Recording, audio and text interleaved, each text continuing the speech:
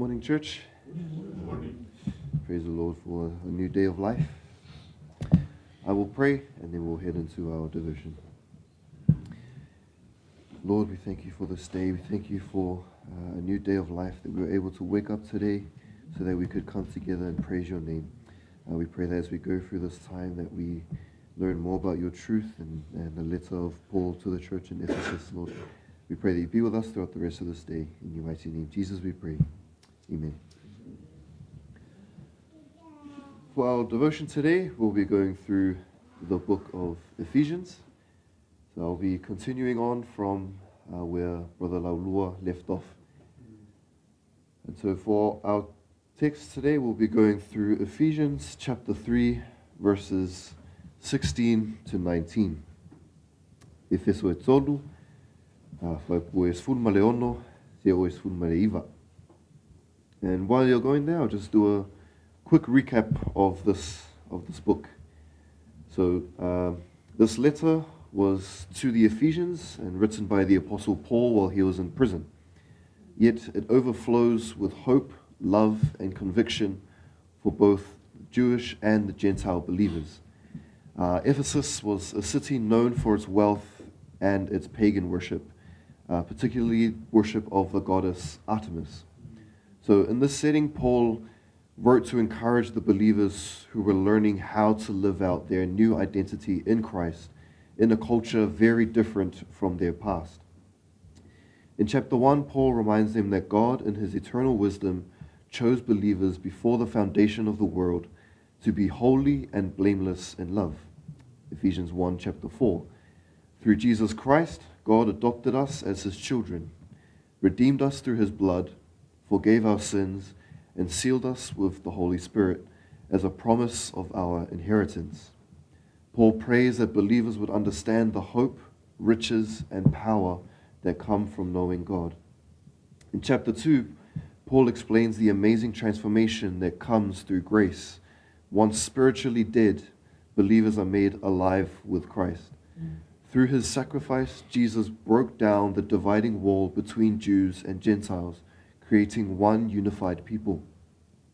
All who believe are now fellow citizens and members of God's household, forming a dwelling place for God's Spirit. Then in chapter 3, Paul describes his special calling to reveal the mystery that Gentiles are now fellow heirs, members of the same body, and partakers of the promises in Christ. This truth demonstrates God's manifold wisdom and gives believers boldness and confident access to God through faith. Despite his imprisonment, Paul encourages them not to lose heart, for his suffering highlights the glory of their new identity in God's family. And then, just to recap on what Brother Laulua took us through last time, verses 14 and 15, where Paul responds to this magnificent truth with humble and earnest prayer, where he writes, I bow my knees before the Father, from whom every family in heaven and on earth is named. His act of kneeling expresses deep reverence, humility, and submission before the God who unites all people in Christ. The Greek word patria, or family, shows that God is the source and father of all, breaking down every old division and giving all believers equal belonging in his household. For us today, Paul's example teaches that prayer should follow from a heart of humility and awe, shaped by the truth of who God is and what he has done. It reminds us that our true identity, worth, and belonging are found not only in earthly status or heritage, but in being part of God's universal family, united under one Father through Jesus Christ. So we now come to our verses today, verses 16 through to 19. I'll have our New King James readers to read first, and we'll have our Samoan readers after. Our New King James, that he would grant you, ia, That he would grant you, according to the riches of his glory, to be strengthened with might through his Spirit within you, that Christ may dwell in your hearts through faith, that you, being rooted and grounded in love, may be able to comprehend with all the saints what is the width and length and depth and height, to know the love of Christ which passes knowledge, that ye may be filled with all the fullness of God. Our Samoan Bible readers, Efeso tolu, whaipu esfun mai leono se io esfun mai leiva, ina ia fo ina yate o tau, ia.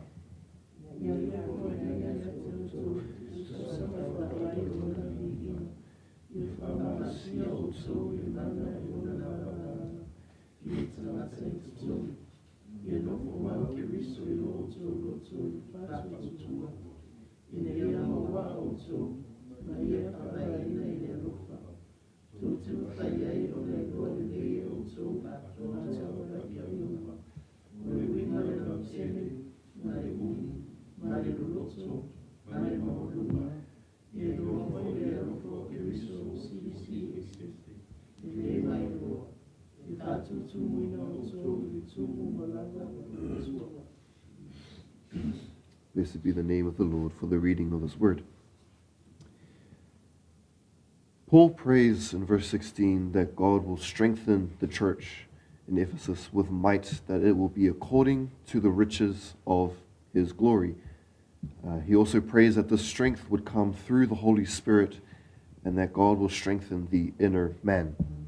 Now, the inner man refers to the heart or the soul. So just as our physical body is real, also our inner man is just as real. And just as we understand the importance of keeping our physical body strong, Paul reminds us that our spiritual life, our thoughts, our faith, and our emotions also need strengthening. Because many people can be physically strong, but spiritually weak. And Paul's prayer is that God would grant us strength to that inner man. He not only asks that God strengthens our inner man, but that he strengthens us according to the riches of his glory. Paul's emphasizing that the strengthening does not come from our own doing, but from God alone.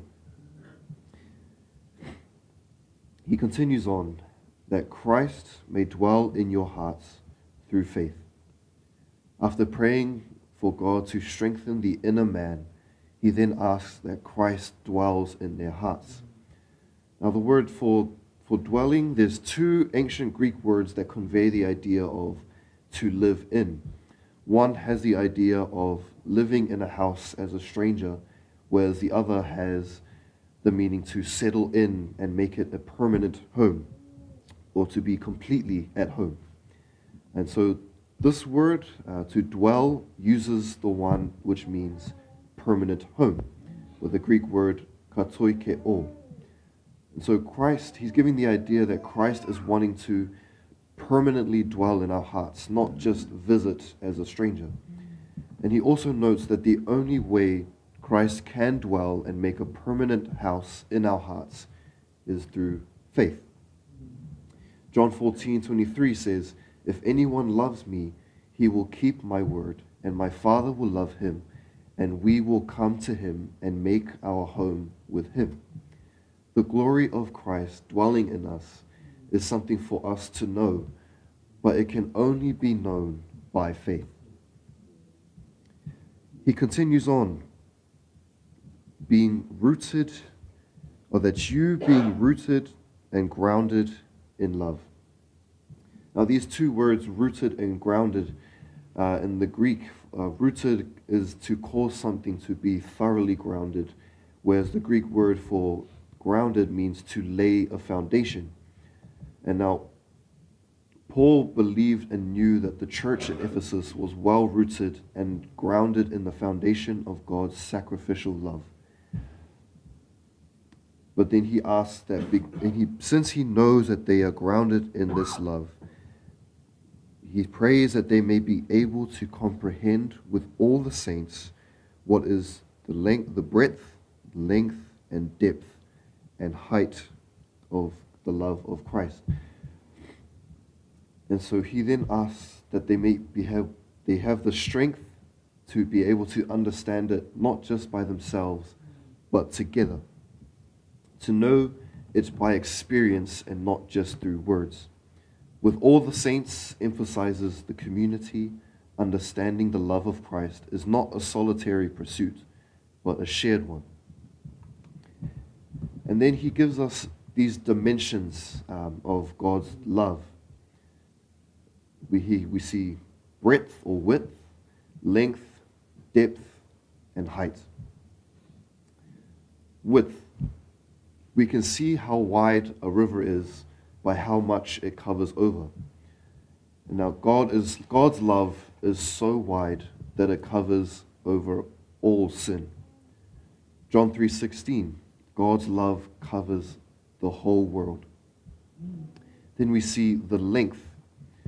There are two questions that we can ask when it comes to the length of God's love.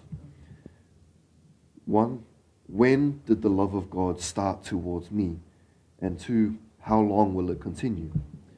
Now we can see through God's words to Israel through the prophet Jeremiah in Jeremiah 31 verse 3, where he says, "Yes, I have loved you with an everlasting love," meaning God's love goes from everlasting to everlasting, from eternity to eternity. And then we see the depth. Paul's letter to the Philippian church is an excellent example of how deep the love of the Messiah goes. He says, referring to Christ, who made himself of no reputation, taking the form of a bondservant and coming in the likeness of men, and being found in appearance as a man, he humbled himself and became obedient to the point of death, even the death of the cross. Christ's love for us is so deep that he gave his life on the cross for our sins, and no one can go deeper than the death of the cross. And then we see the height of God's love. God's love lifts us up so that we can be seated together in heavenly places with Christ. Ephesians 2, verse 6. Now, an important thing to note is, in order to come to any understanding of the dimensions of the love of God, we must first come to the cross. Because God's love is wide enough that it can include every person. God's love is long enough that it lasts through all eternity. God's love is deep enough that it reaches even the worst sinner. And his love is high enough so that we can go to heaven. And then he writes in verse 19, to know the love of Christ which passeth knowledge. Now Paul is writing these things. He's writing of something that we can know, not something that we can speculate or try and guess, but to know. And the reason why he's writing this for us to know is so that you may be filled with all the fullness of God. Paul's prayer is that we may be filled unto all the fullness of God, so that we can experience life with Christ, who is the fullness of God. Colossians 2, verse 9. So an application for us today: let us rely on God's strength and not of our own. Let us continue to have Christ dwelling in our hearts, and dwelling is in a permanent house in our hearts, not just visiting. And let us continue to be rooted and grounded in God's sacrificial love. And may we continue to grow in understanding Christ's love so that we can be filled with his fullness. I will hand it over to the team to sing a song before we head into our corporate prayer.